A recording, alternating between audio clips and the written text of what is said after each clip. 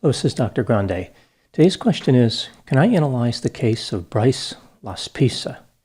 Just a reminder, I'm not diagnosing anybody in this video, only speculating about what could be happening in a situation like this.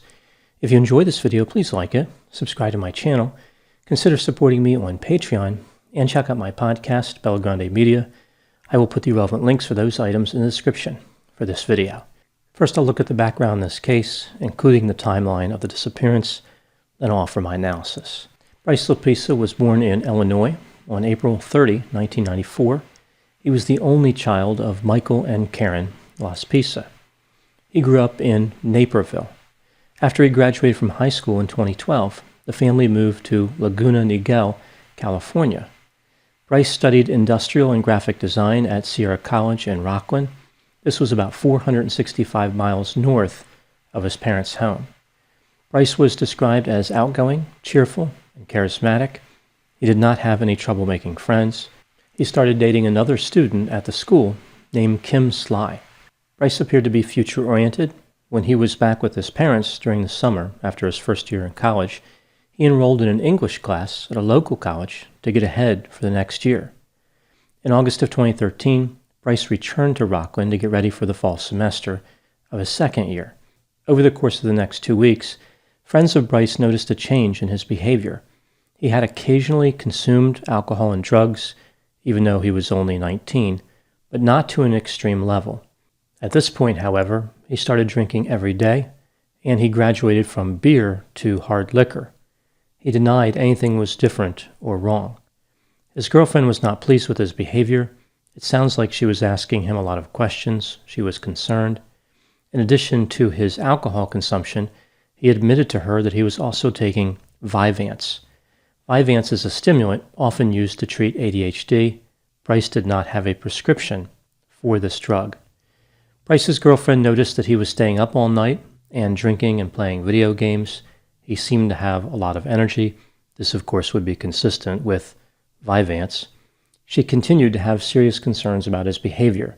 So we can see that his change in behavior is straining the relationship. On August 26, 2013, Bryce attended a couple of classes. The next day he called his mother. Some reports say that the first day of school was August 27, and he called his mother the same day. But either way, he went to his classes and called his mother not long after this. He told her how the classes went. He said that he loved her. There was no indication to Karen that anything was wrong. Bryce seemed to be upbeat and looking forward to the future. Around this time, Bryce gave his Xbox and a pair of diamond earrings, which were a gift from his mother, to his roommate. Later, the roommate received a text message from Bryce which read, quote, "I love you, bro. Seriously, you're the best person I ever met. You saved my soul," unquote. The roommate called Bryce's mother, Karen, and told her he was concerned with Bryce's behavior. Bryce wasn't sleeping or eating and had been drinking a lot. So we see a large number of warning signs seem to be involved in this case. Bryce sent his girlfriend Kim a text message saying that she would be better off without him. She asked him if he was breaking up with her. He indicated that he was. Bryce visited his girlfriend at her apartment on the evening of August 28. She lived in Chico, California, which is 86 miles north of Rocklin. It's not exactly clear why he visited. He maintained his position that he was breaking up with her. He would not explain the reasoning behind this decision. Kim was even more worried about Bryce's bizarre behavior. She took the keys to his 2003 Toyota Highlander and told him to sleep at her apartment. Bryce demanded his keys back, saying he wanted to leave. Bryce called his mother at 11 p.m., telling her how Kim wouldn't give him his keys. He tried to make it seem as though Kim was simply upset about their breakup. He was fine to drive. She wasn't really trying to stop him in order to help him. Bryce put his mother on the phone with Kim. A few minutes later, Kim surrendered the keys to the Highlander after instructed to do so by Karen. Bryce left Kim's apartment at about 11:30 p.m. Bryce's mother offered to fly out to see him the next day. He said, "No, don't make any reservations until I talk to you. I have a lot to talk to you about." At 1 a.m., now on August 29, Bryce called his mother, but she missed it. Later, it was discovered that he made the call at a location about an hour away from Rocklin.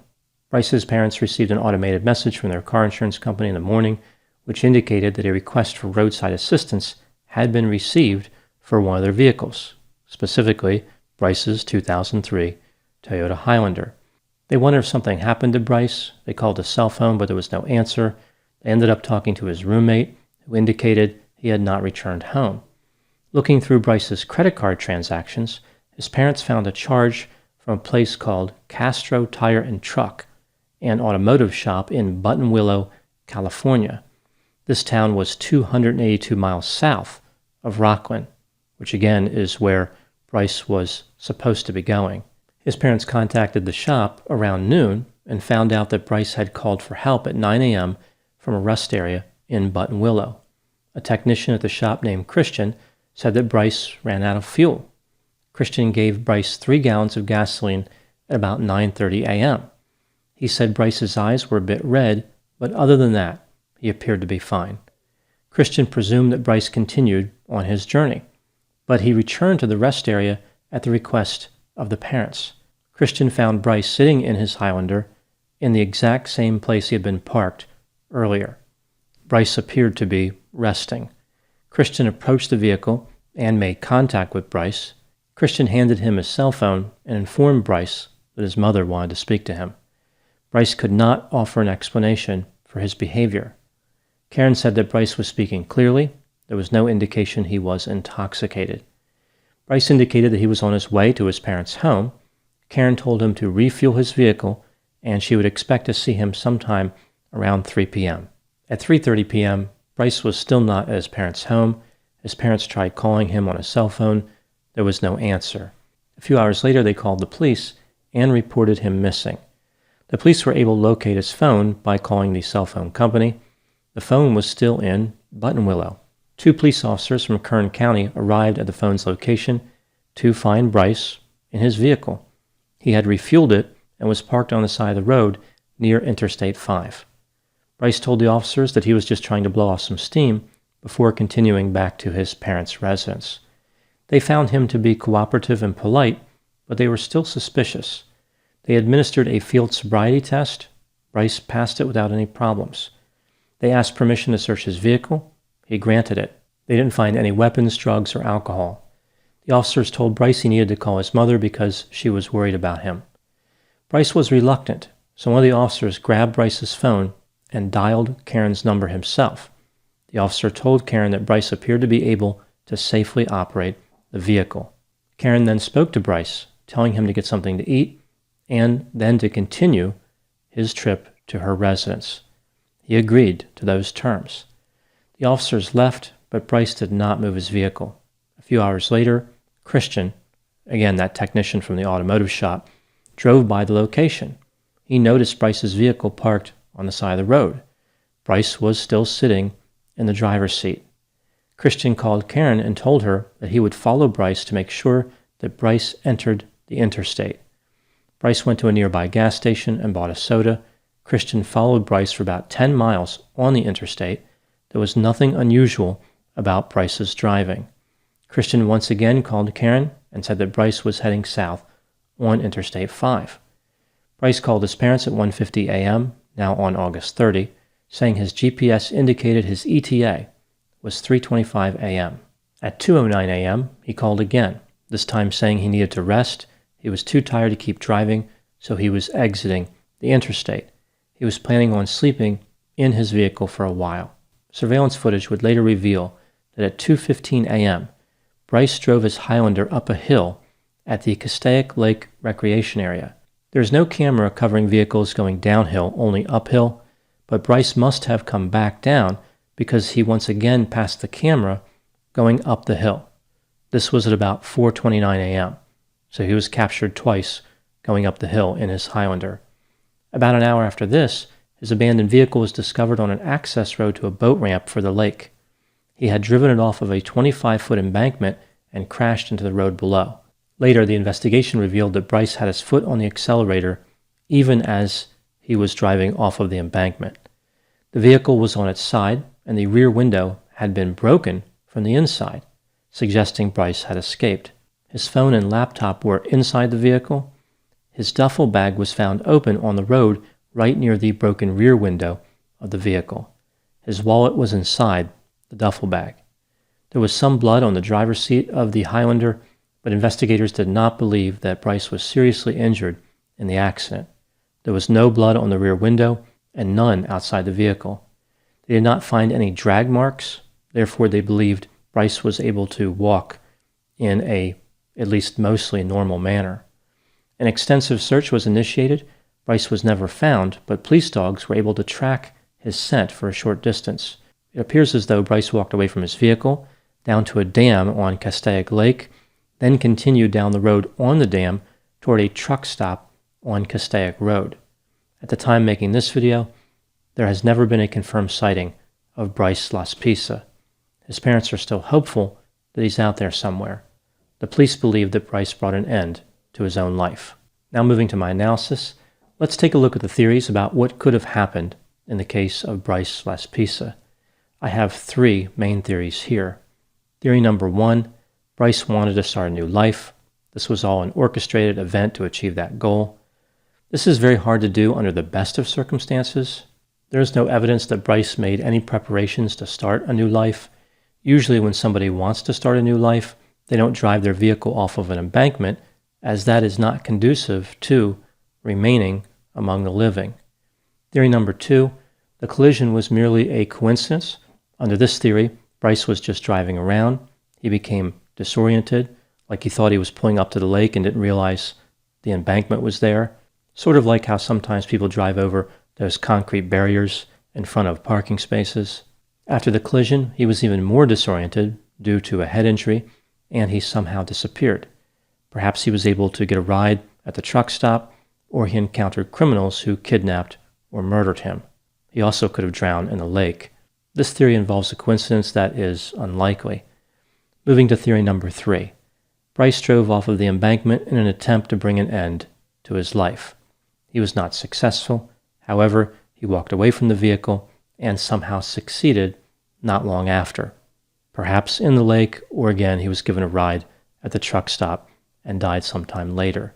There is a fair amount of evidence to support this theory. Let's take a look at it. When the collision occurred, Bryce had been awake for several days. He may have been psychotic at that point. Bryce tried to break up with his girlfriend. This may have been in an effort to set her free. Like he knew what was going to happen, and he didn't want her to suffer more than necessary. Now she had a reason to be angry with him, and maybe she would not grieve as much. At least that's what Bryce may have thought. Bryce gave away valued belongings to his roommate and sent him a text message expressing affection, as if Bryce knew he would no longer be around. Not long before his disappearance, Bryce seemed to be struggling as far as his mood, like sitting in his vehicle for hours with his eyes red and behaving erratically. I think theory number three is the most likely. Then I would go with the accidental collision theory, number two, and then go with theory number one, the starting a new life theory.